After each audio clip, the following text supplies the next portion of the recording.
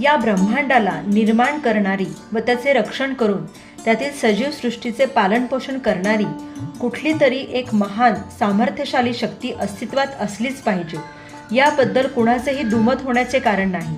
नास्तिक लोक फार फार तर तिला देव न म्हणता निसर्ग म्हणतील, एवढाच फरक. श्रद्धावान धार्मिक प्रवृत्तीचा माणूस तिलाच ईश्वर म्हणून संबोधेल. मात्र ही शक्ती अदृश्य असल्यामुळे तिचे अस्तित्वच नाही असे म्हणणे चुकीचे ठरेल.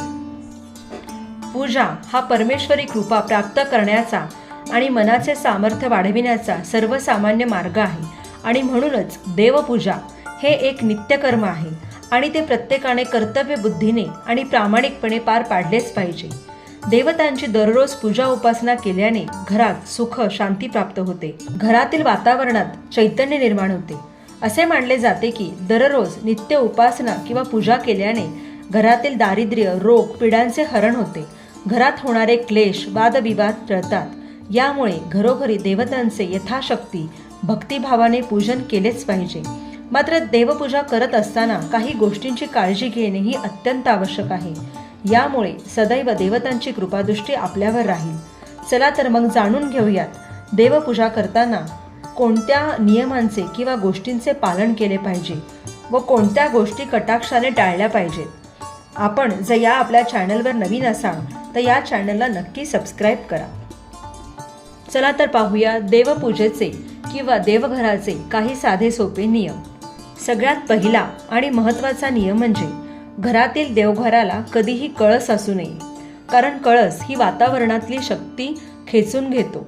जसा देवळाला कळस असतो तसा आपल्या घरातील देवघराला कधीही कळस असू नये. देवघर हे नेहमी ईशान्य कोपऱ्यात असले पाहिजे.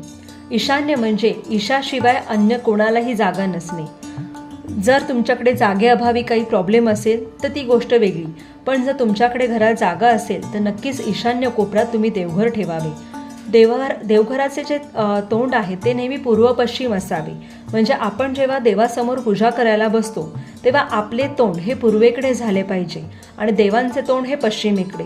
कधीही देवघराचे तोंड किंवा देवांचे तोंड हे दक्षिण दिशेकडे होणार नाही, याची काळजी घ्यायची आहे. ज्या खोलीमध्ये आपले देवघर असेल त्या खोलीमध्ये व्यवस्थित सूर्यप्रकाश, भरपूर उजेड असावा. अंधारा खोलीमध्ये कधीच आपले देवघर असू नये. हवा खेळती असली पाहिजे आणि भरपूर उजेड आणि प्रकाश त्या खोलीमध्ये असला पाहिजे. हे झाले देवघरासंबंधीचे नियम. आता पाहूयात पूजेचे नियम. देवपूजा करण्यापूर्वी कपाळी गंध किंवा कुमकुम तिलक अवश्य लावावा. देवांचे आसन हे आपल्या आसनापेक्षा नेहमी अधिक उंचीवर असावे. देवघरामध्ये भग्न मूर्तींची पूजा कधीही करू नये. गुरुजींना बोलावून त्या मूर्तीचे विसर्जन करावे व दुसरी मूर्ती आणून तिची प्राणप्रतिष्ठापना करावी.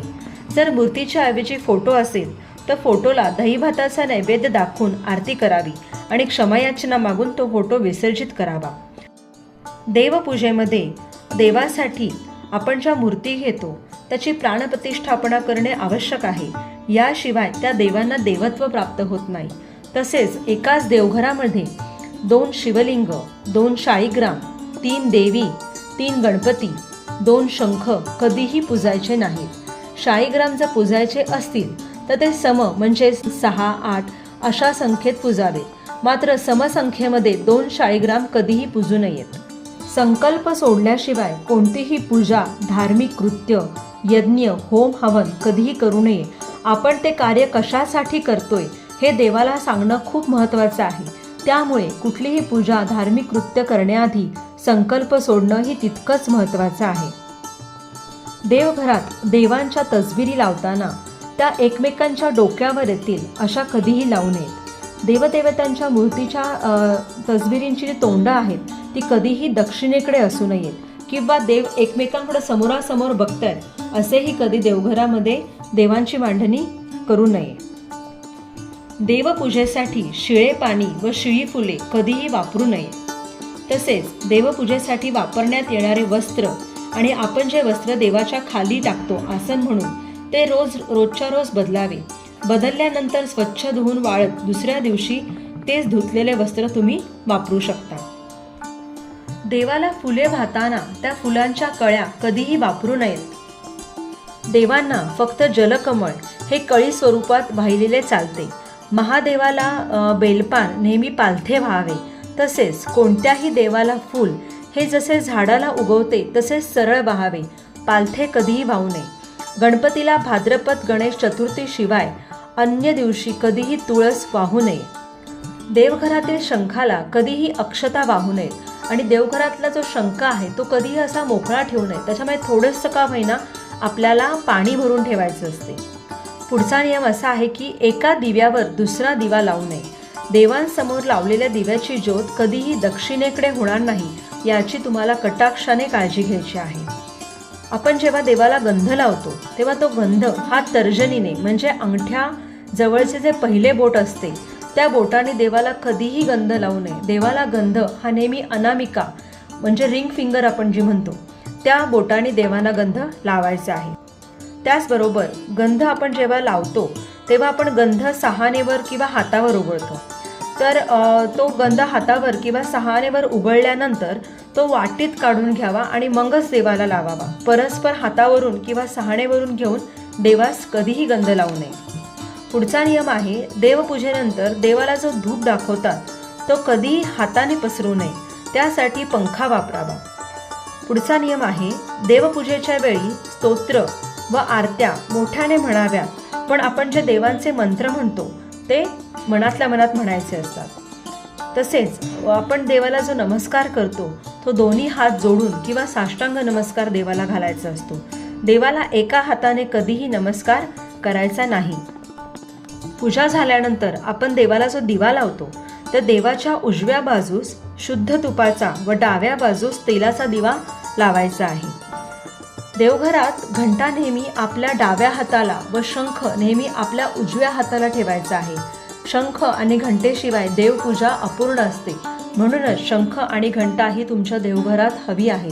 शंख आणि घंटेशिवाय देवपूजा कधीही करू नये. देवाला नैवेद्य दाखविताना देवापुढे पाण्याने चौकोन काढून त्यावर नैवेद्य ठेवून मगच दाखवावा. देवाला नैवेद्य दाखवून झाल्यावर तो लगेचच आपण खाऊ नये किंवा इतरांना वाटू नये. थोडा वेळ तसाच तो देवासमोर ठेवून द्यावा. पूजा झाली, नैवेद्य झाला, त्याच्यानंतर काही काही घरामध्ये महिन्यातून एकदा पौर्णिमा अमावस्या या दिवशी नारळ फोडतात. तर देवापुढे नारळ वाढविताना किंवा ठेवताना शेंडीचा भाग हा देवापुढे करावा. देवाला प्रदक्षिणा नेहमी विषम संख्येत म्हणजेच 1, 3, 5 अशा स्वरूपात घालाव्यात.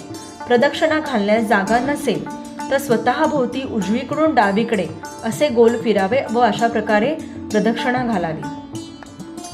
त्याचबरोबर महत्त्वाचा नियम म्हणजे तुलसीपत्र देवाला वाहताना ते पालथे व देवाकडे देठ करून वाहावे. दुर्वा वाहताना दुर्वांची अग्रे आपल्याकडे असावी. तसेच फळे वाहताना फळांचे देठ देवांकडे करावेत. सर्व पूजा अर्चना आरती झाल्यानंतर आपण जेव्हा पोथी वाचतो तर ती पोथीचे वाचन करताना पोथीची पाने उलटताना कधीही आपल्या बोटाला थुंकी लावून ते पानं उलटायची नसतात. याचा खूप मोठा दोष आपल्याला लागू शकतो. तर याची काळजी पोथी वाचन करताना नक्कीच घ्यायची आहे. देवपूजेनंतर देवांचे जे निर्माल्य निघते ते आपण एकत्र साठवून आपल्याकडे शहरी भागामध्ये किंवा म्हणा आपल्याकडे निर्माल्य कलश स्थापन केलेले असतात जागोजागी. त्या निर्माल्य कलशामध्ये हे तुम्ही निर्माल्य नेऊन टाकायचं आहे. त्या निर्माल्याचे पुढे खत तयार करतात. किंवा तुम्ही जर गावाकडे राहत असाल तर तुम्ही तुमच्या शेतामध्ये ही फुलं टाकली तर त्याचंही खतच तयार होणार आहे. पण हे निर्माल्य कधीही कचऱ्यामध्ये टाकू नका, पायदळी येणार नाही याची तुम्हाला नक्कीच खबरदारी घ्यायची आहे.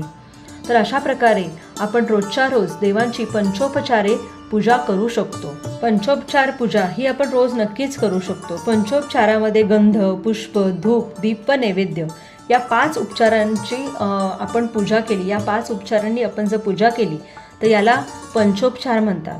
दुसरा प्रकार असतो तो म्हणजे षोडशोपचारे पूजा. षोडशोपचारे पूजा हे आपल्या घरात काही धार्मिक कृत्य असेल, गणपती बसणार असेल किंवा हरतालिकेचे व्रत असेल, सत्यनारायणची पूजा असेल तेव्हा षोडशोपचारे पूजा केली जाते. पण नित्यपूजा तुम्ही पंचोपचारे नक्कीच करू शकता. सर्व पूजा झाल्यानंतर मी तुम्हाला जो स्क्रीनवर जो श्लोक देते आहे तो श्लोक सर्वांनी मिळून म्हणायचा आहे. काही ठिकाणी पूजा झाल्यानंतर आरती करण्याची ही प्रथा आहे. पोथी वाचन, आरती, प्रसाद, नैवेद्य झाल्यानंतर तुम्ही हा श्लोक म्हणू शकता. अशा प्रकारे जर आपण पूजा केली तर आपल्या घरात नक्की सुखशांती नांदेल. वादविवाद, कलह, भांडणं होणार नाहीत. म्हणून सर्वांनी नित्यपूजा करणे गरजेचे आहे. चला तर मग पुन्हा भेटूयात पुढच्या व्हिडिओमध्ये. व्हिडिओ आवडला असेल तर नक्की लाईक, शेअर आणि सबस्क्राईब करा. कारण हा चॅनल माझा नाही, आपल्या सगळ्यांचा आहे. थँक्यू. Stay tune.